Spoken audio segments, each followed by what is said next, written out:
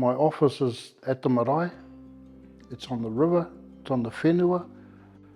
It's real, it's kanui ki te kanui, ngākau ki te ngākau, wairua ki te wairua. Bro, you know, there's nothing there not to like. And I've been given an opportunity to make it happen here. When I first started working with the organisation, I believed I was working for our people, our iri, because at the time Mangatauteri were part of Raukawa.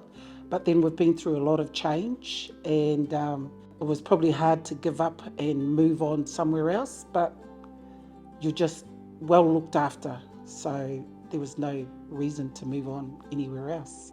I've known that my work, my job contributes to making people's lives better for themselves, so that's a huge motivation for me to be able to come to work.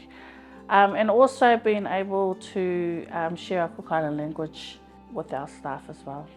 It's just been one big hikoi, and it's been an awesome hikoi. And right from the get-go, it's been about working for my people and with my people, and working on our marae and for our whānau, and our marae and hapu and iwi. I think we had the 10-year anniversary of the organisation, and that was a big project. I was part of the project lead team, thoroughly enjoyed it, gained a lot of valuable experience, learned how to work with people in the community and so forth, just like the Great Lakes Taupō events that we do. A lot of it's for our wellness, for the organisation, for the staff, just being a part of those things, and it's good to be able to pass that down to our younger staff so that they can carry the stuff on for future generations. We also got involved in whakaakoranga and things like that, staff days out. We've done quite a few of those events over the years, and they've been really beneficial to the staff. When I started my training, initially I was a AOD counsellor. That's my alcohol and other drugs. And I was doing that for about 4 or 5 years with Te Ariki Manawa Raukawa Addiction Services. And then the wakamahi sort of evolved from that, and also from the Meaningful Activities program, which is where Hami was. One of the highlight that that I remember quite clearly is planting of tōtara trees. And I thought it was just your normal planting day, but we were told before we planted that these plants will be for 100 years to come, to ensure that we have marae, waka, for generations to come. One thing I do remember is when I first started, we used to write a lot of our minutes and so forth. Then we got a typewriter, so we had to learn how to use a typewriter.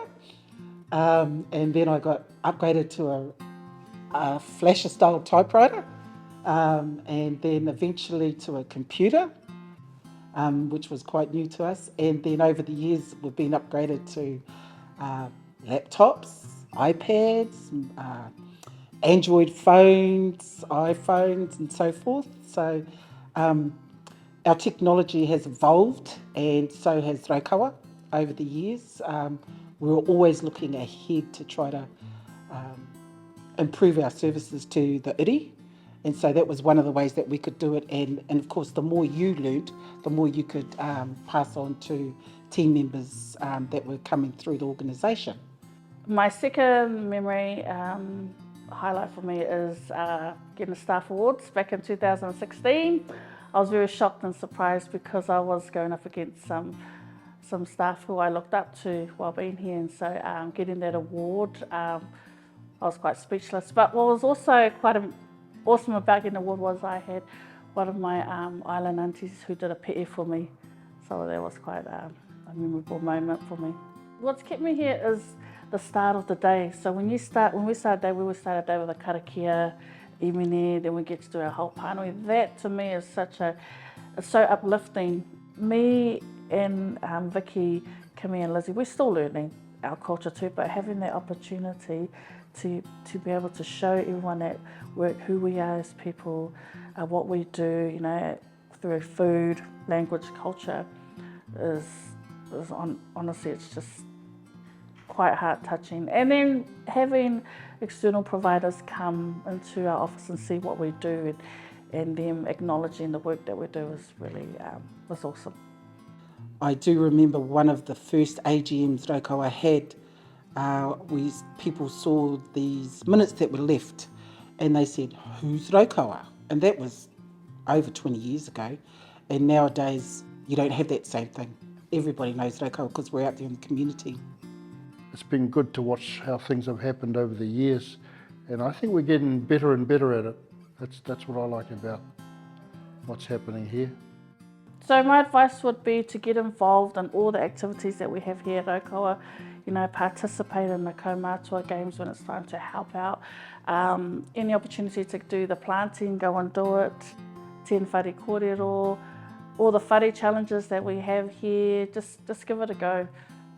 I'm just grateful for the opportunity to be able to have done what I've done, you know, given the opportunity to get in there and move things around a bit and do it my way.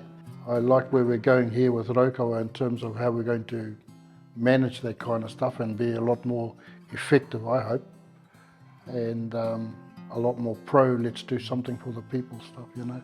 I think probably that's the most important thing, is that we're progressing, we're not stuck anywhere. Yeah, we're not in the stagnant water.